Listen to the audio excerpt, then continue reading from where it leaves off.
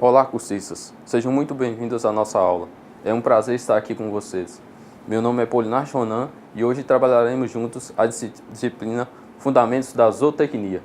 Espero que vocês gostem da disciplina, que acho que é muito importante para a formação de um técnico em agronegócio, principalmente se vocês forem trabalhar com animais. Aqui abordaremos vários conceitos sobre a zootecnia e tentaremos aliar isso aos seus aspectos práticos que cada um traz. É importante que prestem atenção e leiam a apostila para que possam compreender melhor o assunto. Como não estarei presente pessoalmente com vocês, para sanar as eventuais dúvidas que forem surgindo no meio do caminho, é bastante interessante que vocês anotem as dúvidas para depois tentarmos respondê-las. Para iniciarmos a nossa aula, vou fazer uma breve introdução do que seria a zootecnia. Muitos de vocês nunca devem ter ouvido falar em zootecnia. Eu mesmo só passei a saber do que se tratava e conheci a zootecnia depois que entrei no curso em zootecnia da Unimontes em 2006. Me perguntavam que curso é esse, é um tipo de veterinário, é alguém que trabalha em zoológico, entre outras perguntas. Dos conceitos e fundamentos da zootecnia, podemos começar falando da origem da palavra que surgiu em 1843, para designar o conjunto de conhecimentos relativos à criação dos animais domésticos, ou seja, eram as técnicas conhecidas para a criação animal. A partir daí, podemos dizer que a zootecnia é a ciência aplicada que estuda e aperfeiçoa os meios de promover a adaptação econômica do animal ao meio ambiente criatório e deste ambiente ao animal. Então, podemos dizer que a zootecnia envolve todos os conhecimentos sobre a criação animal, como os conhecimentos sobre manejo, nutrição, melhoramento e reprodução animal. A zootecnia estuda especificamente os animais domésticos e os selvagens em processo de domesticação, que visem exploração econômica. Entendemos por animais domésticos aqueles animais sobre os quais o homem tem profundo conhecimento, seja em relação à sua biologia, genética, comportamento e reprodução, e sobre os quais exerce domínio. O cão, por exemplo, é um animal doméstico. Aliás, ele foi o primeiro a ser domesticado pelo homem. Podemos citar como exemplo também o gato, o boi, o cavalo, o carneiro, o suíno, a galinha, o pato, são todos animais domésticos. Como ciência, a zootecnia passou por duas fases. A primeira delas é a fase empírica, onde a zootecnia era tratada como arte, onde não havia princípios científicos embasando a criação, e cada um fazia o que achava ou imaginava ser a melhor forma de criar seus animais e produzir bens de consumo. Era fruto da observação, mas não tinha cunho científico, estatisticamente comprovado. Nesta fase, cada criador selecionava os animais de acordo com seu interesse, mesmo que não fosse o interesse dos demais criadores. Por exemplo, um criador poderia selecionar os animais com chifres maiores, mesmo que isso não significasse, por exemplo, que os animais pudessem ser mais produtivos. A segunda fase é a fase técnica, onde a ciência passava a embasar a atividade pecuária, fornecendo ao homem do campo informações bem precisas sobre como produzir, visando maior produtividade e também melhor qualidade do produto gerado, bem como o seu beneficiamento e incremento de valor, passando também pelo bem-estar dos animais envolvidos no processo. Nesta fase, a seleção dos animais leva em consideração os fatores produtivos, o custo-benefício de cada característica, visando sempre melhorar os ganhos com a criação. Então, é uma fase onde houve a profissionalização da profissão de zootecnista, um responsável técnico com conhecimentos para alavancar a zootecnia. Por isso, foram desenvolvidas novas tecnologias e formas de criação mais produtivas. A zootecnia se divide em dois grandes grupos. A zootecnia geral é a parte teórica. Ela estuda os animais domésticos do ponto de vista geral, desenvolve leis e métodos. Na zootecnia geral, temos o processo de domesticação das espécies, temos o estudo da individualidade dos animais, temos o estudo dos efeitos do meio ambiente sobre a criação animal, temos os estudos sobre os efeitos genéticos que vão interferir na seleção e melhoramento dos animais. Já a zootecnia especial é a parte que estuda cada espécie em particular, seus processos específicos de produção, reprodução, comportamento, alimentação e etc. Por exemplo, a zootecnia especial voltada para o estudo e produção de bovinos chama-se bovinocultura, e essa pode ser de corte ou de leite. Em relação aos suínos, temos a suinocultura. Para as galinhas de postura, temos a avicultura de postura. E para os frangos de corte, a avicultura de corte. Temos ainda a cunicultura, coelhos, apicultura, abelhas, caprinocultura, caprinos, ovinocultura, ovinos, bubalinocultura, búfalos, sericicultura, bicho da seda, piscicultura, peixes de água doce, equinocultura, equinos e helicicultura, escargot, entre outras. Veremos agora um pouco sobre a origem e evolução das espécies. Em praticamente todas as sociedades existem explicações religiosas para a origem dos seres vivos. No entanto, surgiram explicações científicas para explicar a diversidade da vida no nosso planeta, e são essas explicações que veremos agora. A enorme variedade de espécies existentes deve-se à lenta transformação e diversificação dos primeiros seres vivos, surgidos há milhões de anos através do processo conhecido como evolução biológica. A evolução nada mais é que um melhoramento, uma adaptação melhor ao ambiente, uma mudança benéfica visando a sobrevivência do indivíduo.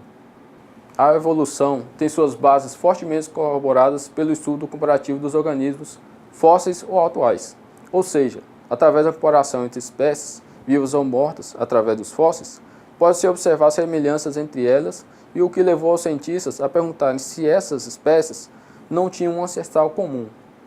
Essas comparações podem se dar por homologia, analogia ou órgãos vestigiais. Quando se fala em homologia, pensamos em estruturas que, na formação do ser vivo, lá no embrião, antes de nascer, têm a mesma origem ou estão na mesma posição em que estruturas de embriões de outras espécies, mas que, ao se desenvolverem, exercem outra função. O braço do homem, a pata do cavalo, a asa do morcego e a nadadeira da baleia são estruturas homológicas entre si, pois todas têm a mesma origem embriológica. A analogia refere-se à semelhança morfológica entre estruturas, em função de adaptação à execução da mesma função. É exatamente o contrário da homologia. As asas dos insetos e das aves são estruturas diferentes quanto à origem embriológica, mas ambas estão adaptadas à execução da mesma função, o voo. São, portanto, estruturas análogas. Já os órgãos vestigiais são aqueles órgãos que, em alguns organismos, encontram-se com tamanho reduzido e geralmente sem função, mas em outros organismos são maiores e exercem função definitiva. Um bom exemplo conhecido do órgão vestigial no homem é o apêndice vermiforme. Ele não tem função e podendo até ocasionar problemas e com isso surge a necessidade de fazer uma cirurgia para sua retirada. É a famosa cirurgia de apêndice. Continuando falando sobre a evolução dos seres vivos, não temos como deixar de fora um dos mais importantes livros sobre o assunto, A Origem das Espécies, de Charles Darwin, que explica como, através da seleção natural e da luta pela sobrevivência, surgiram ou se modificaram as espécies hoje existentes. Antes de falarmos um pouco mais sobre Charles Darwin, vamos falar do seu antecessor, Lamarck, e sua teoria, conhecida como Teoria da Geração Espontânea. Lamarck baseou sua teoria sobre dois pontos principais. O primeiro é a lei do uso e desuso. Por exemplo, o fato de as girafas terem seu pescoço tão comprido e pernas dianteiras tão longas devia-se ao fato de esticarem-se frequentemente para alcançar os brotos mais altos das árvores, estimulando assim essas partes do corpo. Já a lei da transmissão hereditária dos caracteres adquiridos quer dizer que os filhos de indivíduos que apresentavam modificações alcançadas com o uso frequente, como no caso do pescoço mais longo da girafa, já nasceriam com as características diferenciadas e ampliariam ainda mais, até surgirem as girafas de pescoço longo como existem hoje. A teoria de Lamarck não é aceita totalmente por suas ideias apresentam um erro básico. As características não são hereditárias. Isso quer dizer que, por exemplo, um homem que se exercita muito adquire muita massa muscular, mas não vai ter filhos que já nasçam com massa muscular. vai ser preciso que eles também se exercitem bastante, como ele fez, para também adquirirem essa muita massa muscular. Vamos agora falar sobre a teoria de Darwin.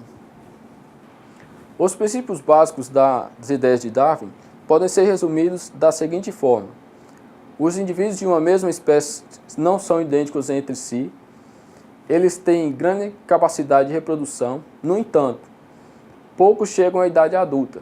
Na luta pela sobrevivência, os organismos mais adaptados ao ambiente onde vivem têm mais chances de crescerem e se reproduzir. Assim, ao longo das gerações, o processo de seleção natural mantém ou melhora o grau de adaptação das espécies ao ambiente. Segundo esses autores, a grande variedade de espécies existente hoje se deve à evolução dos animais a partir de um ancestral comum. Através das transformações e adaptações ao ambiente, os indivíduos mais adaptados sobrevivem e deixam mais descendentes, que se espalham pelo planeta e, devido à variação de ambiente e à distância, vão se modificando. Bem, agora passaremos para o tópico de domesticação das espécies. Nesse tópico, falaremos como se deu a domesticação e quais características ela apresenta. Vamos para o slide? Chama-se domesticação o ato de tornar domésticos os animais selvagens. Os animais domésticos são aqueles que convivem com o homem na sua casa ou dependência, estabelecendo com ele uma simbiose permanente através das gerações. Ou seja, o homem fornece alimento, abrigo, proteção e em troca o animal fornece carne, leite, couro, pele e pelos. Um precisa do outro e ambos se beneficiam da união entre eles. Para atingir o estado de domesticação, a espécie animal deve passar por 3 fases, que são elas. Primeira, prisão ou cativeiro. O homem mantém o animal preso, porém ele não obtém lucro ou serviço. É o caso dos mamíferos dos parques de jardins zoológicos, viveiros, gaiolas e entre outros. Segunda fase é a mansidão. É a fase de convivência pacífica entre homens e animais. É o caso dos elefantes na Índia e na África, em estado bem próximo à domesticação. Porém, sua biologia não permite a transição para o próximo estágio. Terceira fase é a domesticidade. A espécie já atingiu o estado de mansidão e isso é passado para os filhos. Os animais se tornam dependentes do homem para sobreviver e o homem utiliza os animais para obter alguma vantagem. É o caso dos suínos, por exemplo, onde o homem fornece alimento e instalações adequadas para que eles possam produzir e se reproduzir. A domesticidade é uma qualidade hereditária, inata a certas espécies, resultante de 3 atributos inerentes à espécie que são: primeiro, a sociabilidade, é o instinto que faz o animal procurar a vida em bando. Por isso, se torna mais fácil de domesticar, pois em virtude dessa sociabilidade, esses animais chegaram-se ao homem e deixaram-se amansar. Segundo, é a mansidão hereditária. Os filhos dos animais domésticos não precisam passar pelo processo de amansamento. Eles já nascem com essa característica. E o terceiro é a fecundidade em cativeiro. É a capacidade dos animais se reproduzirem em cativeiro. Essas características determinam a perpetuação da espécie. Animais que se reproduzem em cativeiro podem ser levados para qualquer lugar e ainda assim se reproduzem, desde que sejam fornecidas as condições adequadas para isso. Assim encerramos a primeira parte de nossa aula. No próximo tópico falaremos sobre a Declaração Universal dos Direitos dos Animais. Até breve.